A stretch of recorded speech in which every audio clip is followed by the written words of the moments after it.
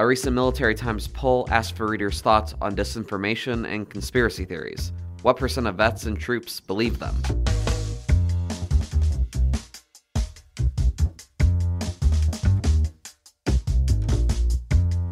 Produced by Defense News and Military Times, this is the Early Bird Brief. Each morning we bring you the defense and national security news of the day. And then, when asked about who is responsible for stopping the spread of disinformation, readers said that it was the duty of, all individuals, of U.S. adults consuming information.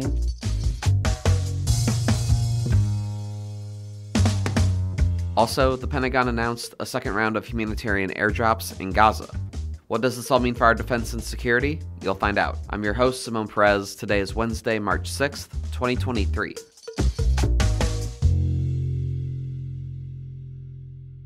First up, a Military Times poll in coordination with the University of Alabama found that 27% of veterans and service members accept conspiracy theories like the Great Replacement Theory. For more on the poll, Military Times Veterans and Journalism Fellow Nikki Wentling joins the episode. So Nikki, first, could you lay out the parameters of the survey? How many folks were asked? What were their ideological leanings? And so forth.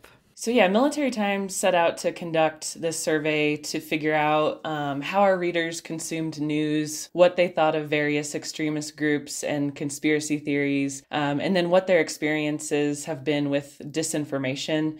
And the reason we wanted to do this was to get an idea of where readers stood on all these issues ahead of this year's presidential election, which is expected to see a lot of disinformation. So knowing that, we wanted to see where our readers stood. We got the help from military veterans in journalism and professors at the University of Alabama. We launched the survey through our Early Bird newsletter. So just to give you an idea of who took it, more than 2,400 people ended up responding, and they were all part of the military community. About 70% were veterans. We know they were mostly men. About 86% were half reported they had a master's degree. Almost 70% had completed combat deployments. They represented all branches of the military, but the Army saw the highest concentration. They were also spread throughout the U.S., but more were in the Southeast than anywhere else. The survey also asked for their political ideologies. 52% said they were independents, 25% were conservatives, and 14% identified as Democrats. But the survey didn't just ask readers their opinions. You guys literally quizzed their ability to spot reliable information versus disinformation. What kind of findings did that assessment conclude? Right. So we did ask them, their opinions and experiences with disinformation, but then, they had a little test too. So there were a few interesting takeaways from this. One was being that most readers said they had been targeted with disinformation. So I got feedback about the survey from several disinformation and extremism researchers, and one had seen that statistic and said, it's not good that so many people have been targeted with disinformation, but it is encouraging that so many people realize that they'd been targeted. And then, when asked about who is responsible for stopping the spread of disinformation, readers said that it was the duty of, all individuals, of U.S. adults consuming information, and they were confident in their ability to spot disinformation. So when asked, about 92% said they thought they knew how to identify it online. So then, we put them to the test. The survey offered a few social media posts and asked them to indicate whether those posts presented credible, factual information. And then about 90% were correct in their responses. That's a great sign, but it also means hundreds of people got it wrong. Scott Parrott, who's a University of Alabama professor who helped write the survey and came up with these posts and the test, he said that he thought it indicated it's still important that people learn news literacy and how to spot what was real and fake online. Another interesting finding with disinformation was that, most readers were confident that they themselves could spot disinformation, but far fewer thought that politicians and people in their hometowns would be able to differentiate between real and false information. So there's not as much confidence there. And one of the notable parts of the survey was researchers found what they viewed as an alarming trend about conspiracy theories and their belief in them among veterans and service members. That includes conspiracies like, the QAnon, the Great Replacement Theory, a satanic cabal ruling the world is, running the levers of power and media and government, and even Taylor Swift colluding with Joe Biden in a military psychological operation to get him reelected. what were the big trends there in belief of these kinds of conspiracies? Right. So this section on extremism presented some good news and some bad news. The good being that most people who took the survey soundly rejected two prominent conspiracy theories, which are the Great Replacement Theory and QAnon, like you mentioned. The bad news was that a smaller but still alarming amount did indicate support for those theories. So I'll start with Great Replacement. If you don't know, it's a baseless idea that a group of people in the U.S. is trying to replace native-born Americans with immigrants and people of color who share their political views. That theory has notoriously been linked to multiple incidents of mass violence in recent years. And the survey asked how strongly readers agreed or disagreed with that theory.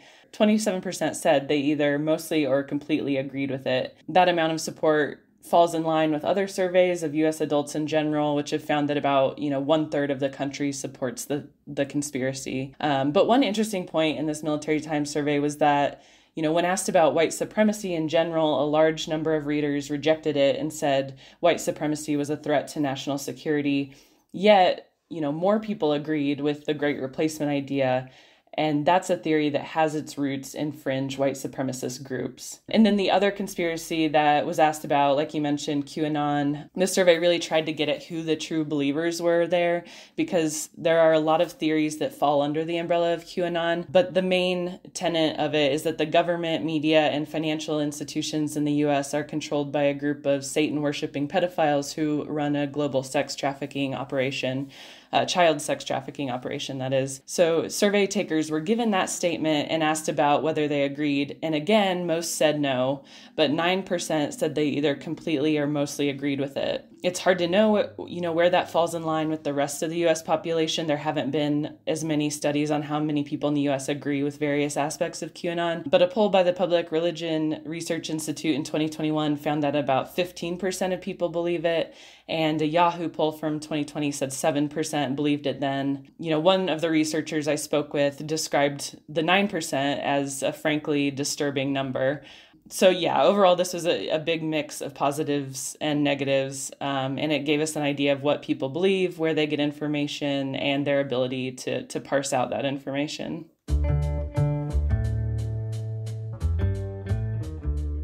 Another important story, the Pentagon announced a new batch of humanitarian aid to Gaza yesterday. These humanitarian airdrops contribute to ongoing U.S. government efforts to provide life-saving humanitarian assistance to people in Gaza and are part of a sustained effort to get more aid into Gaza, including by expanding the flow of aid through land corridors and routes.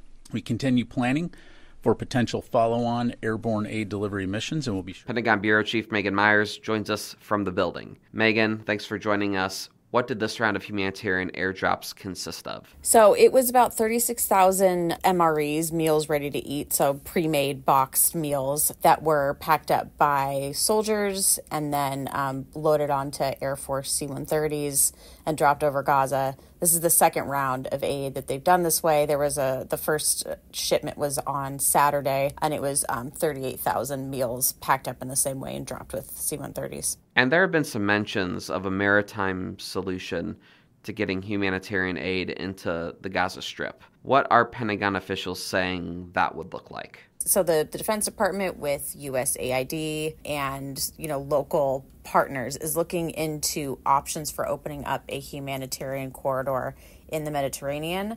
And what the Pentagon has said is that would likely be commercial ships or contracted ships versus U.S. Navy ships, for example, with, sailors bringing in the aid.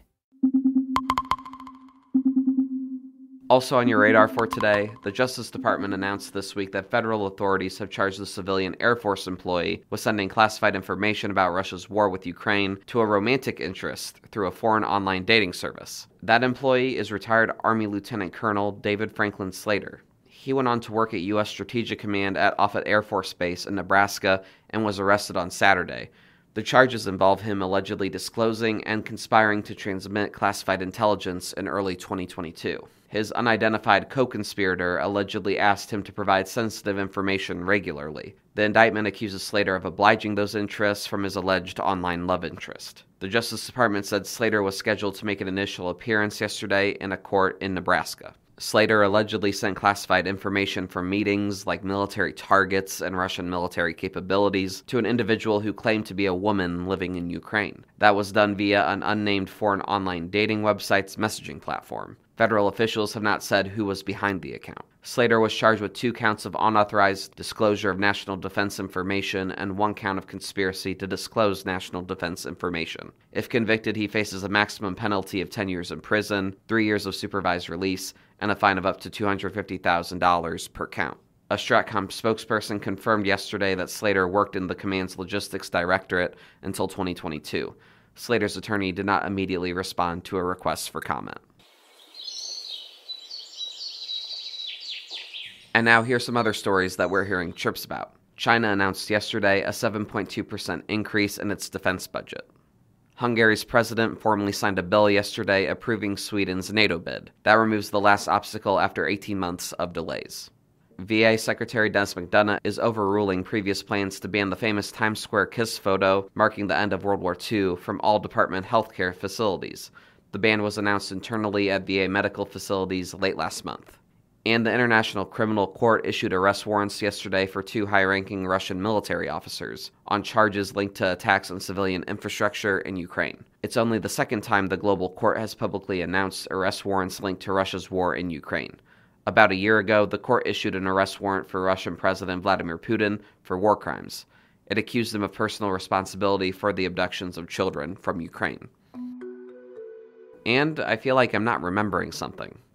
Oh yes, sorry. On this day in history in 1836, the Battle of the Alamo came to an end.